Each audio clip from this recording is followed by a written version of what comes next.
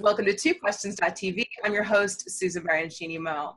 Well, I'm excited today because I've got Cannell here today. He's a best-selling author, YouTuber, lifestyle entrepreneur, and he built a six-figure business online that gives him the freedom to do what he wants, when he wants. And that's my style, right? That's my style. So he's the brains behind Think Media, Cannell, the channel, Cannell Productions. I said it wrong again, Cannell. I will get it right. Clear Vision Media, Think International, and he's also one half of the dynamic duo at Video Influencers. Sean, I don't know how you have any free time, but thank you for joining us on the show. Oh, I'm so pumped to be here, Susan. Thanks for having me. Well, you and your partner are so, Benji, it's Benji, right? Is your partner on Video Influencers. You guys are unbelievably comfortable and polished on camera. That's something that people who are new to YouTubing and also just to video in general struggle with a lot. And so I'd love to have you share just a few basic strategies for getting more comfortable on camera, learning how to avoid and let go of perfectionism, and shoot the darn video. That is such a great question. And I know it's a challenge. I know video could be really intimidating, and getting in front of the camera for the first time could be really scary. And, my first tip is not super profound, but we really got to think about it. And that is, you just got to do it. What's funny is in my 20s, I'm 33 now, I really neglected my health. And so lately I've been getting back to my health. So I've been going to a local gym here. And anyone who's ever walked into a gym for the first time, you know how scary that is. You don't know how to use the machines. You don't know how to do, and you see all these people, they got the cool outfits, they got the leggings, they got their whole thing, they got the cool headphones, their form is perfect. And you're like, dude, and you're just super intimidated. You think about the way you look and the way you're probably how awkward in your style. Well, so if it's true about fitness, it's true about every area. The first time you do anything is going to be really uncomfortable, but you got to have that first time so that a year or two later, all of a sudden, now I feel like I'm in there with a little bit of swag and style.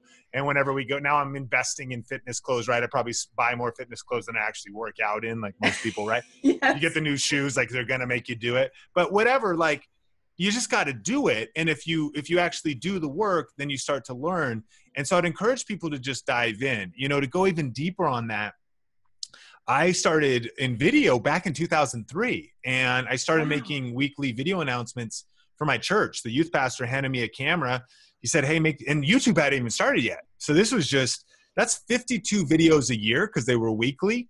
And then eventually the senior pastor was like, these are decent. Why don't you do these on Sundays as well? So I was 104 videos a year that I was making before YouTube started. Now, I don't want anybody listening or watching to ever see any of those videos. They were terrible, Susan.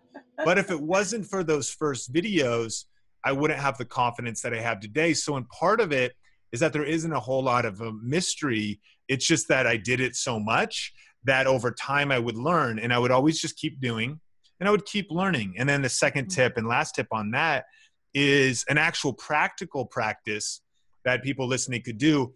And on my team is Heather Torres. So our team has been growing, our company has been growing, but she also has a YouTube channel for homeschool moms. So she's a homeschool mom herself. Her and her husband, Isaiah, are raising 2 kids, and she's helping people with topics like homeschool versus public school.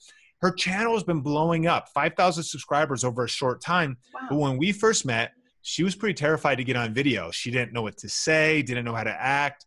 And she actually came up with this practice where she actually started using Snapchat, and you could do this with Instagram stories, not to try to grow her brand.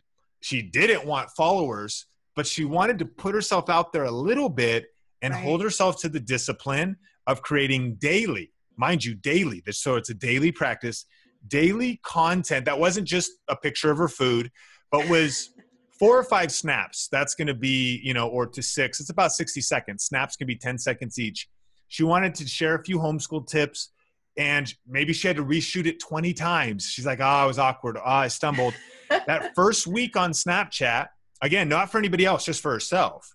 That first week, she still felt awkward. Week 2, still a little bit weird. Week 3, she's like, I'm kind of getting a rhythm. And she actually did that for a few months before she got on video and started her YouTube channel. But that was a practical way of just putting in action Now she's like pretty confident to be on video, but she's put in the work and she's just kind of, gotten through that edge. The last thing I would say is I knew a friend, Michael, who I believe his girlfriend wanted to start a YouTube channel. She shot 100 videos, 100 that she never released. Oh my gosh. But after those 100, and she uploaded them and she said, you know what? And I heard this tip from somebody else. Just shoot the video, upload it to YouTube. If you don't want to make it public, don't make it public. Right. But just that discipline to do it, and everyone, the first time you hear your voice, you're going to go, oh, I sounded weird. Oh, man. Oh, do I really look like that? Do I really make those facial expressions? Is that really, you're going to think all that stuff. We're usually harder on ourselves than other people are, though. But it's through those first just actions, the Nike slogan, just do it, that we learn, we get the edge to come off a little bit, and we really begin to find our voice. And then you can kind of launch out and start creating your content and posting it. I think the thing that I've found the hardest is looking in the camera, especially when I'm using my phone to shoot. That's the hardest piece for me, because I think it's natural to look at yourself. It's natural to check and, do I have lipstick on my teeth?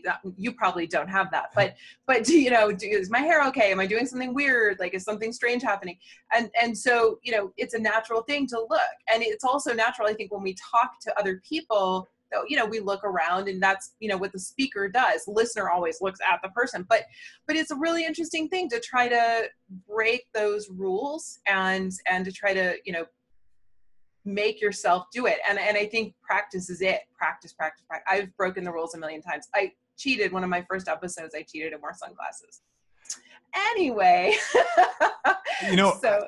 I just want to say, I love that. And that's one of those things, though. I would much rather you or anybody else post 10 videos where they're not looking at the lens, only to realize that video 10, oh man, I should probably start looking at the lens and thinking about, and you start learning the why, but that's always the case. You always got to start before you're ready.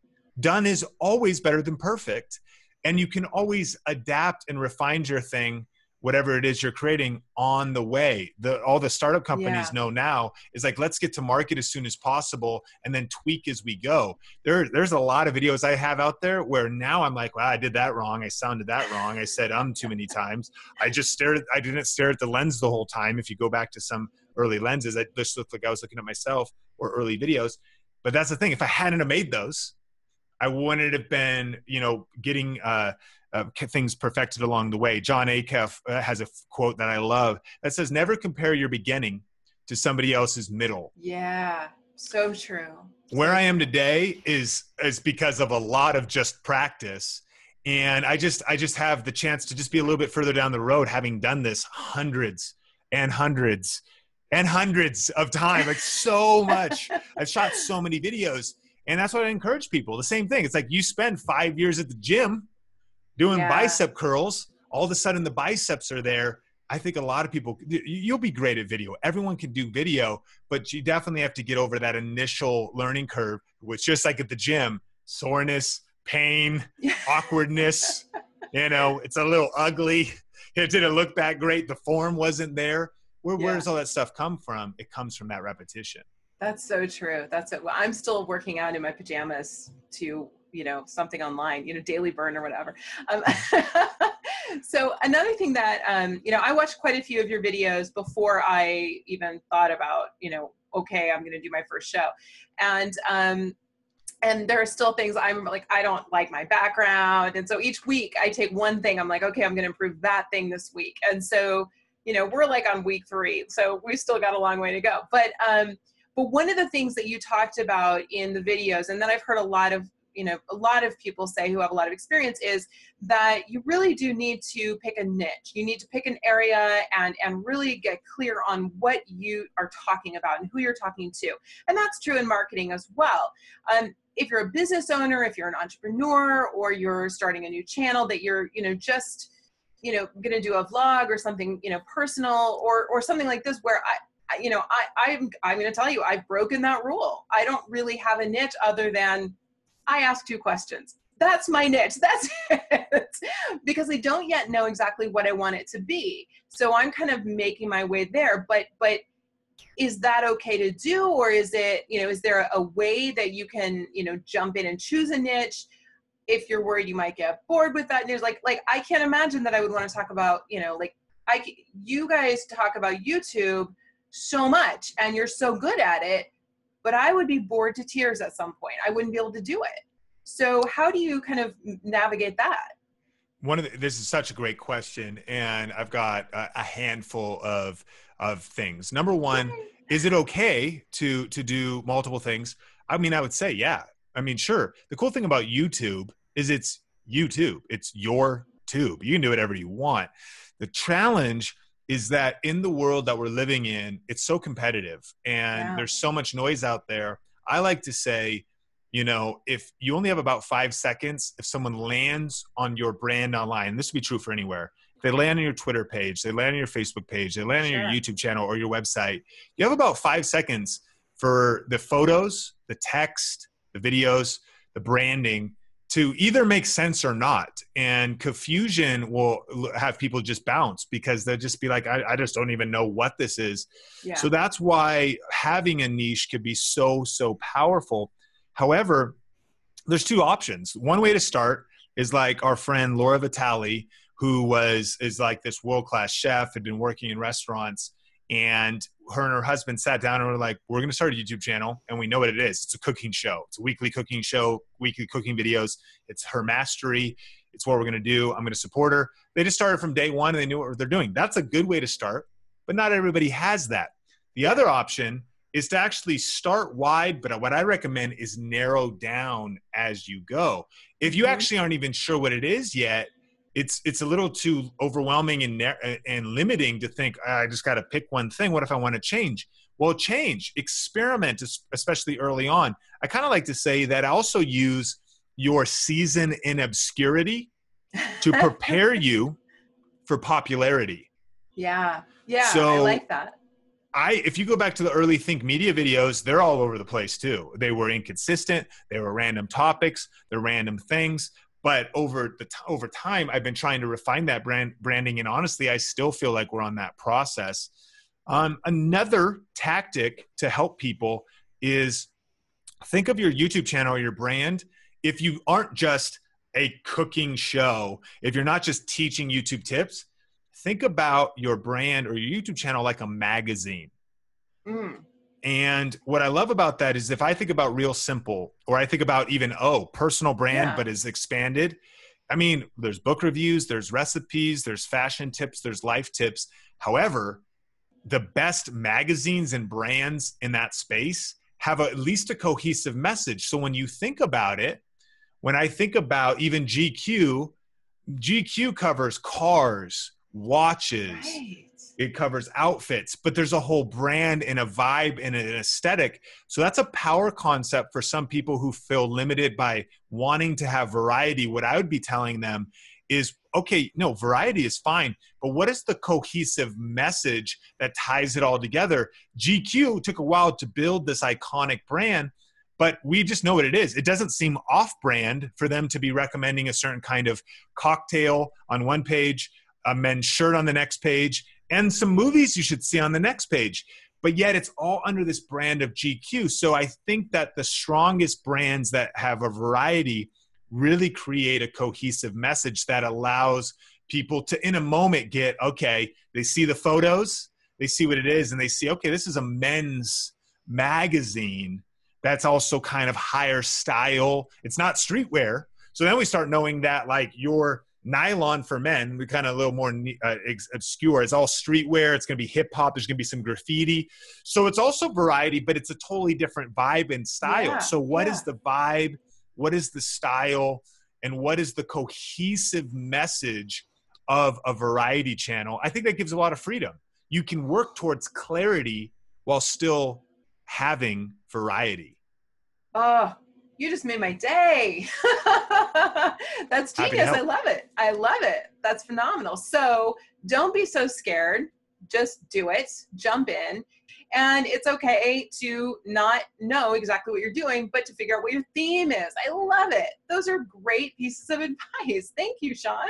Absolutely. Super happy to help. And let me just leave everybody with one two power questions to ask. Hey, two questions. Hey! Two power questions to ask on YouTube, though. Even if you don't know these today, and this would be true for anywhere, you always want to ask this. You do want to know, who is your target audience? Mm-hmm. And what is your value proposition for them? Yeah.